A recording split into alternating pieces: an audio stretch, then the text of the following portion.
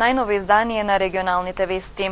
Спомен плочата поставена за загинатиот бранител Блашко Толев е искршена. Одборот на бранители со реакција дека ваквите постапки се повеќе поттикнуваат омраза и нетрпеливост. Искршена е спомен плочата на Тетовското кале, поставена на 1 јули во чест на загинатиот бранител Блашко Толев од неготинското село Марена.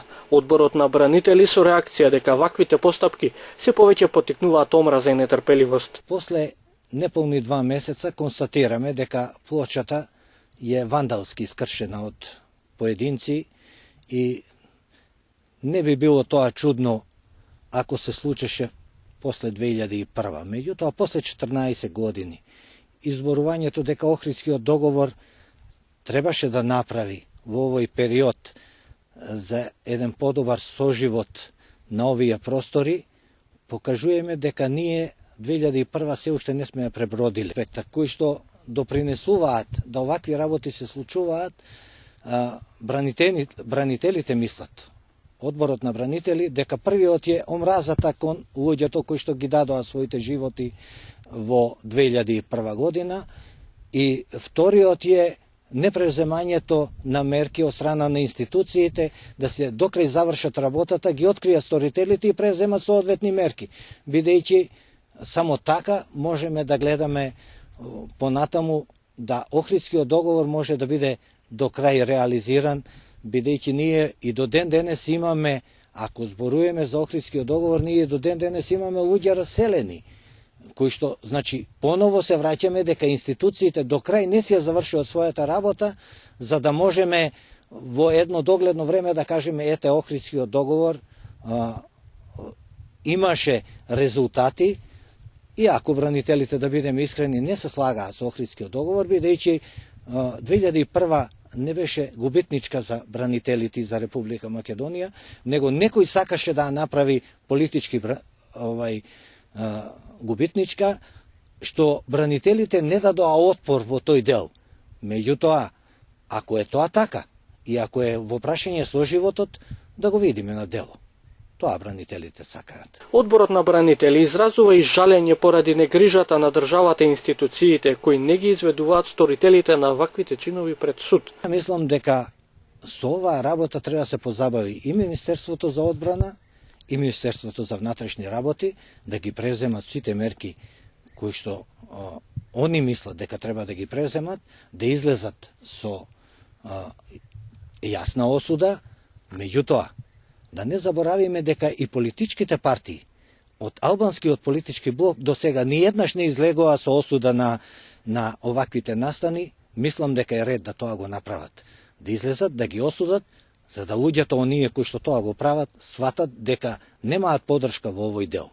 Блашко Толев, како припадник на АРМ на 1 јули за време на војниот конфликт во 2001 година, го загубил животот на 20 годишна возраст. Толев бил погоден од шрапнел од граната. Спомен обележјето го постави одборот на бранители. Во војниот конфликт во 2001 година во Полошкиот регион загинале 25 припадници на безбедносните сили. Тетовец нападнат од група млади лица затоа што носел маичка од фудбалскиот клуб Партизан. Нападот е од меѓуетнички карактер.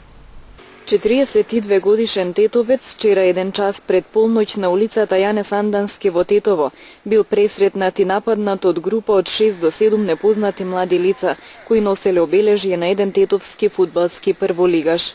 Според информациите на СВР Тетово, додека тој се движел заедно со неговата ќерка, еден од групата му се доближил и го удрил со тупаница по главата, пошто му ја соблекле и одзеле спортската маичка со обележје на фудбалскиот клуб Партизан, што ја носел на себе, и избегале во непозната насока. Тетовецот случајот го пријавил во полиција, пошто се преземаат мерки и активности за идентификување и пронаоѓање на напаѓачите. Жена на возраст од 77 години е повредена во сообраќајна незгода во Тетово. Возачот на возилото кое удрило во старицата по незгодата веднаш го напуштил местото на настанот. Жена е повредена во сообраќајна незгода во Тетово. Според СВР Тетово денеска околу 11 часот на улицата 120 во Тетово, патничко возило Ауди со германски регистарски таблици кој веднаш го напуштило местото, удрило во 77 годишна жена пешак и нанело тешки телесни повреди, скршеница на лева надлактица. Повредената тетовка со друго возило била пренесена во Тетовската клиничка болница, укажана е помош и е пуштена на домашно лекување.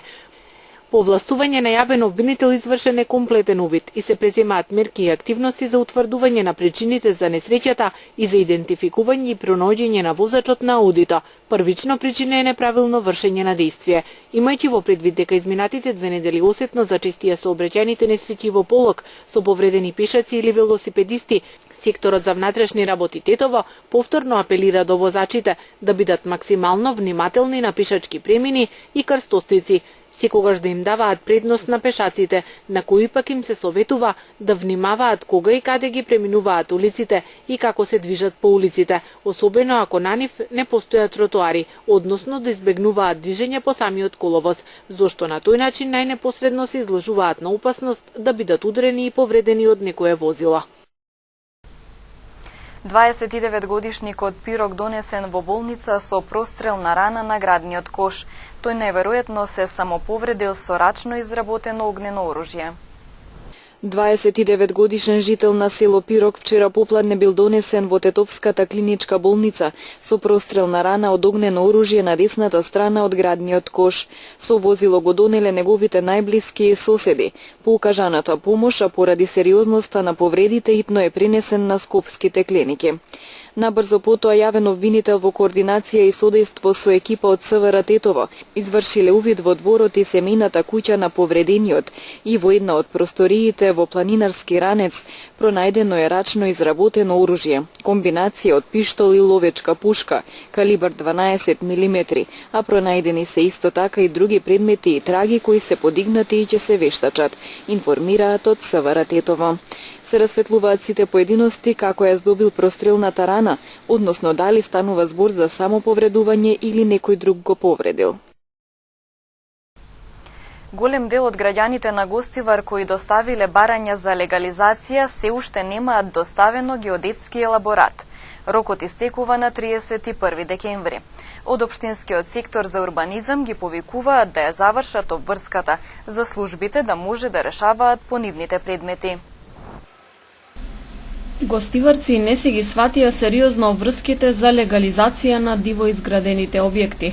Значителен дел од граѓаните кои поднеле барање за легализирање се уште немаат доставено геодетски елаборати кои се неопходни за да се заокружи процесот. Работите не се помрднале многу ниту со печалбарите кои летниот одмор го поминаа во родниот крај. Од вкупно 8600 доставени барања до Општинскиот сектор за урбанизам, решени се над 3000. Значи, доставени се 8600 кусур предмети барања за легализација на диво изградените објекти, од кои, значи, правосилни се над 3000 предмети, бидејќи бројката се движи цело време, значи има нови решени предмети.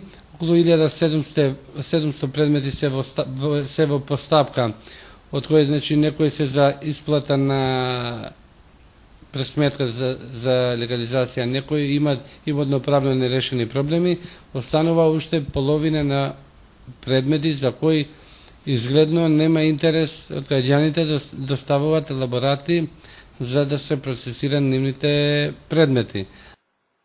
Проблем создаваат и пропустите во законот. Така нема точно определен рок до кога граѓаните треба да ја уплатат сумата за легализација и тие предмети висат. И законот е во тој дел малку либерален, бидејќи во дела на пресметката за исплата да се легализира објектот, значи нема законски рок за колку време треба да се направи исплата. И пресметките се направени за над 200 објекти, околу 250 објекти, а граѓаните немат желба да го исплатат тоа за да се легализира нивните објекти. Крајниот рок за комплетирање на барањата со геодетски елаборати истекува на 31 декември годинава. Од секторот за урбанизам ги повикуваат граѓаните да ја завршат обврската. Во спротивно документите нема да им влезат во процедура.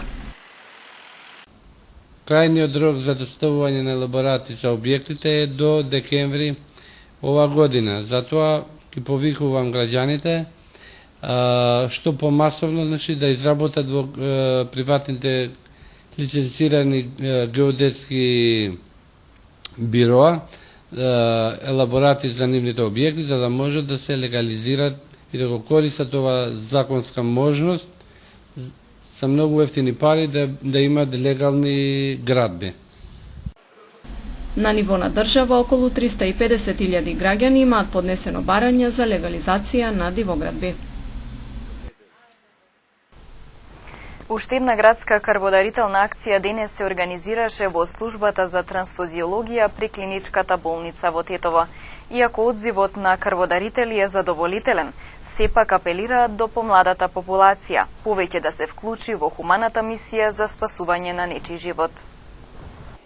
Службата за трансфузиологија при клиничката болница во Тетово во соработка со Општинската организација на Црвениот крст Тетово денес организираше уште една градска крводарителна акција. Со задоволителен одзив на крводарители од службата за трансфузиологија се надеваат дека ќе бидат задоволени потребите од сите крвни групи. Значи денеска во службата се спроведува крводарителна акција што по програмата спаѓа во редовни крводарителни акции во летниот период. Работиме на принцип на повикување со SMS пораки и по телефон на тие крвни групи што во моментот имаме недостаток. Сепак летниот период добро го покривме, задоволува одзивот на граѓаните и во моментот веќе имаме 8-9 дарители. Се надевам до крај на денот ќе биде поголем. Од регионалниот центар за трансфузиона медицина Тетово подсетуваат дека треба да се работи на подигање на свеста кај младите за крводарување, бидејќи ретки се оние кои што крв даруваат за прв пат. Сметаат дека е потребно зголемување на крводарителската популација со млади крводарители. Поретко сами се јавуваат, значи треба да се работи на тоа поле затоа што застарува популацијата на крводарителите редовни. Еве во моментот имате дарител кој што 49 пат дарува крв. Меѓутоа треба свеста да проработи кај младите и сами да доаѓаат, а не на наш повик. Сите оние кои сакаат да бидат хумани и да спасат нечий живот, можат да дадат крв секој работен ден од 8 до 19 часот во просториите на службата за трансфузиологија при клиничката болница во Тетово.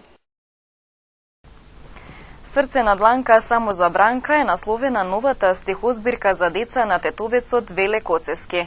Љубителите на детската поезија ќе можат да уживаат во околу 50 нови стихотворби.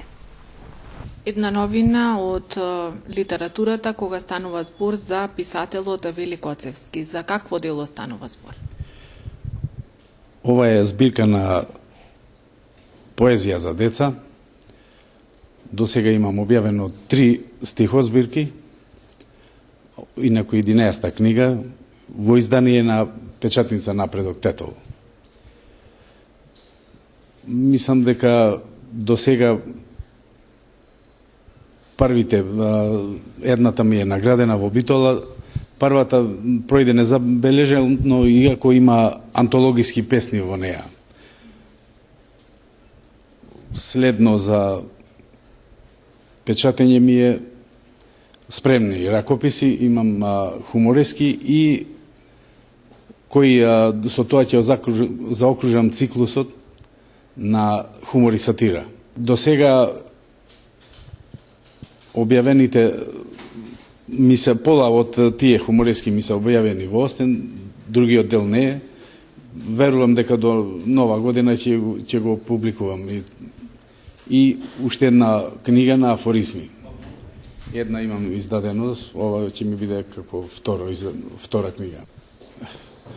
Овие има 50 и некоја песна, Срце на дланка, тоа доаѓа од една песна напишана и так, не е некој специјално некоја бранка, меѓутоа има рим. Од каде наоѓате инспирација за пишување на овие стихови? Па, можда со тек на време ја имам како трето оделение објавено во Нова Македонија, први мои песни. Меѓутоа, стагнирав ваѓање време, па потоа почнав да пишувам пак. Значи има инспирација. Децата се непресушна инспирација.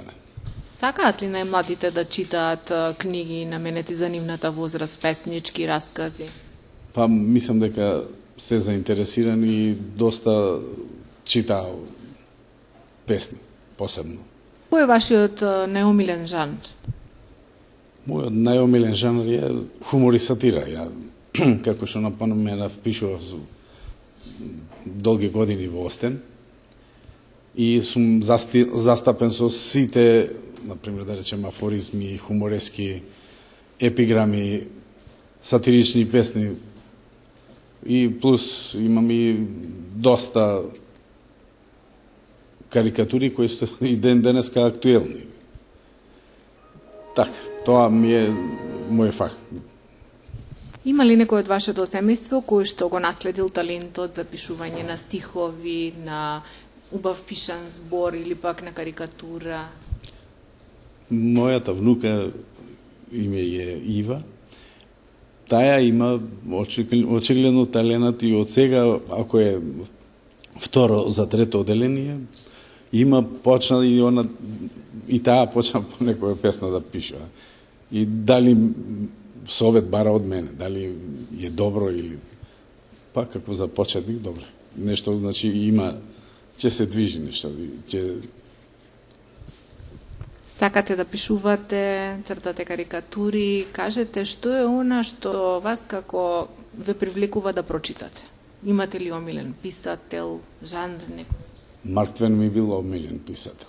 Ја и сега го читам и тој е најголемиот, неговата куќа е најголем музеј во Америка, најпосетен музеј, така наречен нечашланиот хуморист. Ја имам и неколку романи за издавање, меѓутоа многу е скапо, над 80.000 романи, ја не можем тоа да ќе чекам подобри времиња. Што би им препорачале на читателската публика во Тетово и пошироко? Па има доста, сум присутен вака во библиотека и јас сум запишан тамо и можем да кажем дека млади обожаваат да читаат. По 2 книги одеднаш земаат. Кој чита, кој има навик, а многу убава работа е да се чита. Вие што би им препорачале? Што да читаат? Како да го трошат времето? Па да не биде некоја шунт литература, да биде нешто стварно класика, посебно руска класика, тоа е незаменливо. Љубителите на невообичаените журки покрај базен вчера имаа можност да бидат дел од пена забава во организација на базенот Тропико во Барвеница. Пена, забава, настап на диџеј беа само дел од незаборавниот спектакл што се случи вчера на базенот Тропико во Барвеница. Посетителите за прв пат во Тетовско имаа можност да уживаат во несекојдневна дневна забава покрај базен во комбинација со вкусни коктели. Супер, многу е добро.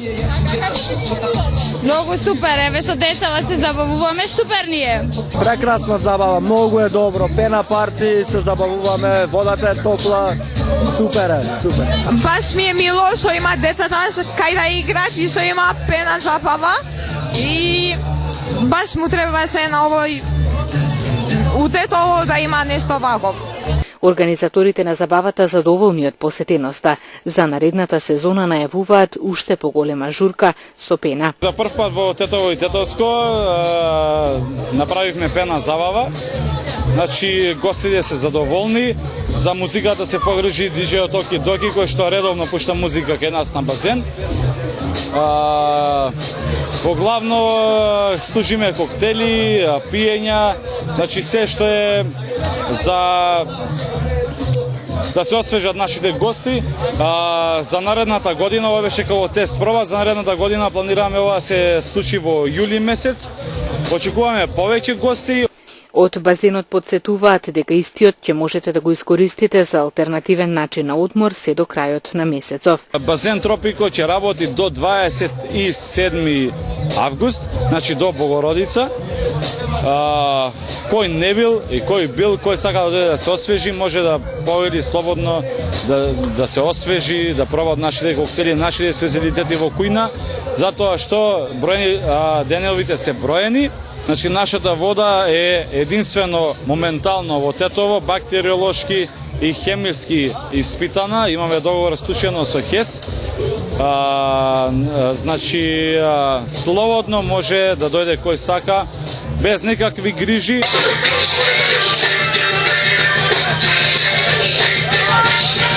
На базенот Тропико ова лето посетителите кои не отидоа никаде на летен одмор ги доживеа најубавите спомени од летото.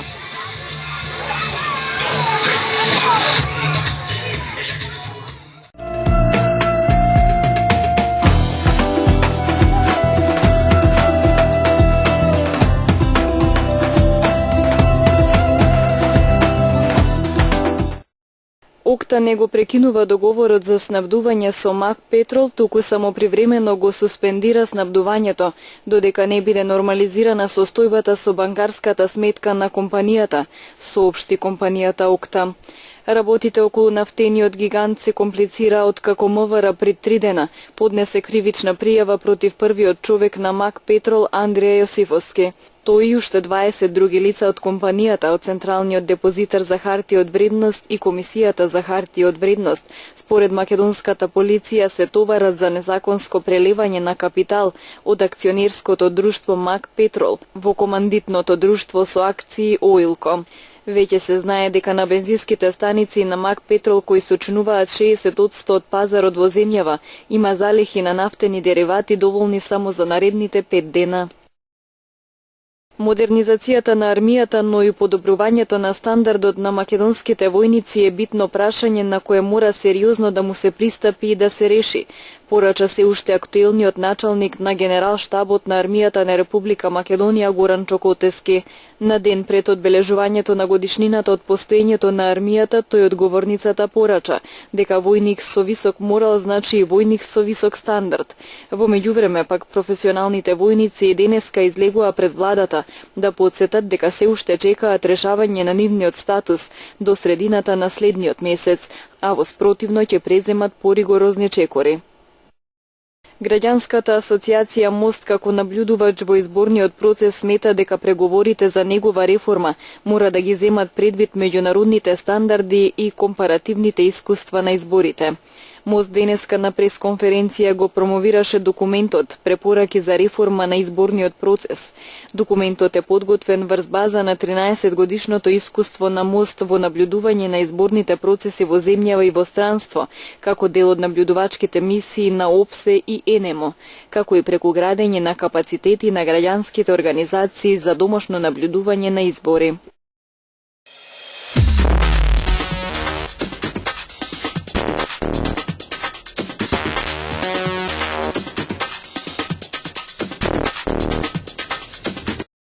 Германскиот канцелар Ангела Меркел изјави дека прашањето со мигрантите во Европската Унија ќе представува поголема грижа од стабилноста на еврото и финансиската ситуација во Грција.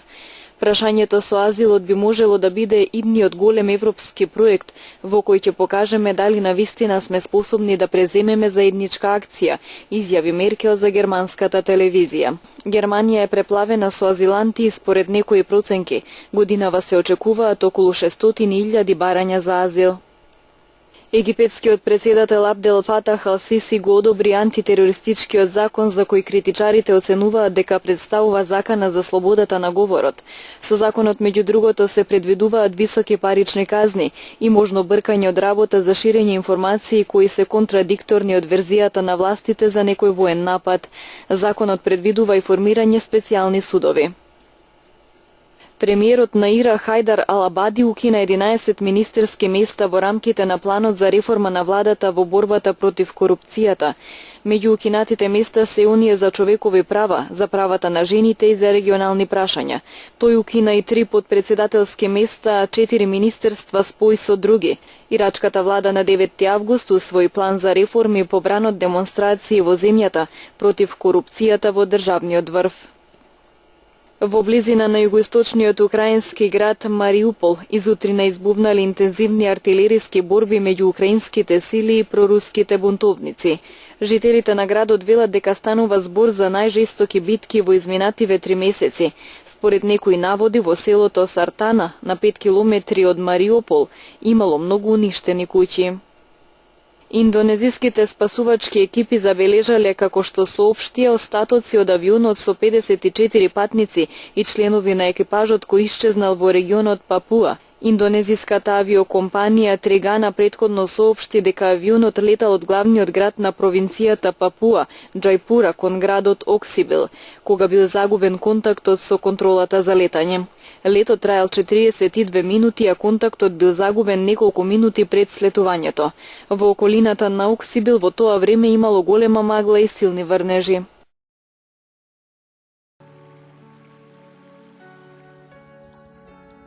Денес во раните утрински часови имавме локални врнежи од дожд. Во попладневните часови следуваше разведрување на времето. Утринските температури се движеа од 12 до 22 степени, додека пак максималните дневни до 22, односно 34 степени. УВ индексот имаше вредност 7.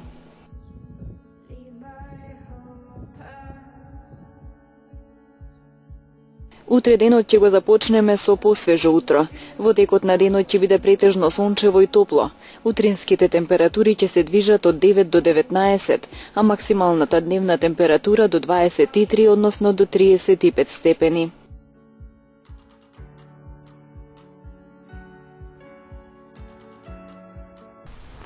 Временската прогноза е последната информација за овие регионални вести. Пријатно!